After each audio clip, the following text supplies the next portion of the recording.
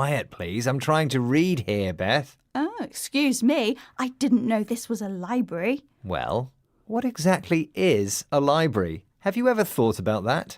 Well, somewhere with lots of books, I suppose, where you go to read or study. A symbol of knowledge and learning, a place to keep warm in the winter, or somewhere to murder victims in a crime novel. Libraries can be all of these things and more. In this programme, we'll be looking into the hidden life of the library, including one of the most famous, the Great Library of Alexandria, founded in ancient Egypt in around 285 BCE.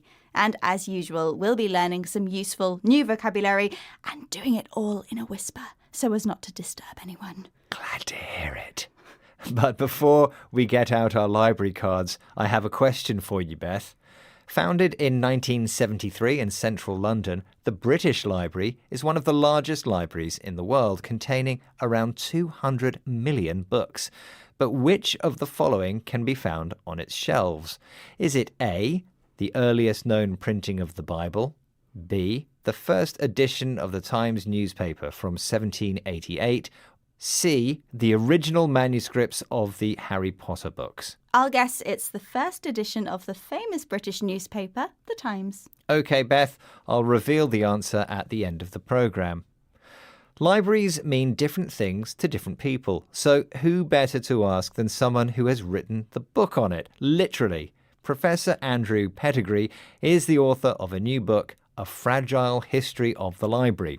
Here he explains what a library means to him on BBC Radio 3 programme Art and Ideas. Well, in my view, a library is any collection of books which is deliberately put together by its owner or patron. So in the 15th century, a library can be 30 manuscripts painfully put together during the course of a lifetime, or it can be 2 shelves of paperbacks in your home. Andrew defines a library as any collection of books someone has intentionally built up. This could be as simple as a few paperbacks, cheap books with a cover made of thick paper. Today, books are available everywhere from supermarkets to train stations, but back in history, that wasn't the case. In earlier centuries, printed books or manuscripts were rare and may have been painfully collected over many years. Andrew uses the adverb painfully or painstakingly to describe something which took a lot of care and effort to do. But paperback books and private collections are only part of the story. You may not believe it, but libraries are places of power. To find out why, we have to go back in time to the ancient Egyptian port of Alexandria in the 3rd century BCE. The Great Library of Alexandria held the largest collection of books in the ancient world. Founded in the city built by Alexander the Great, the library's mission was to bring together a copy of every book then in existence. According to history professor Islam Issa, there were 2 reasons why the Great Library made Alexandria so powerful, as he explained to BBC Radio 3 programme Art and Ideas. The first is being in a location at the intersection of the continents and bringing a diverse set of people together to live in harmony, or relative harmony, can bring about economic prosperity. And the second is quite simply that knowledge equals power.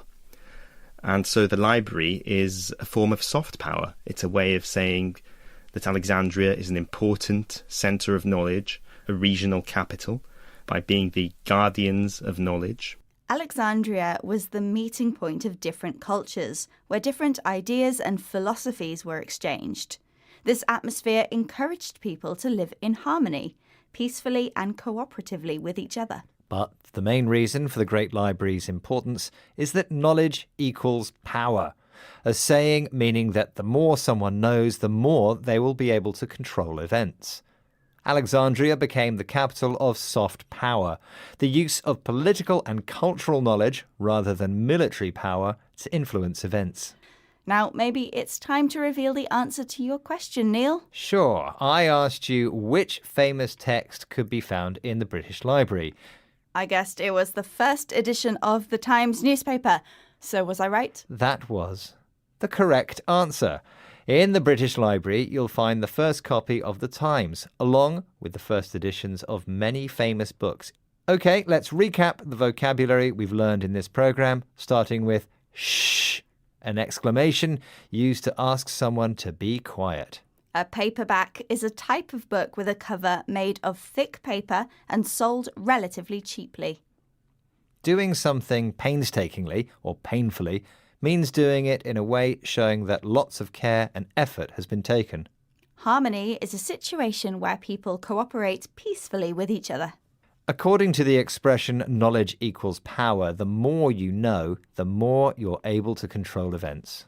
And finally, soft power involves using political or cultural means rather than military power to get what you want.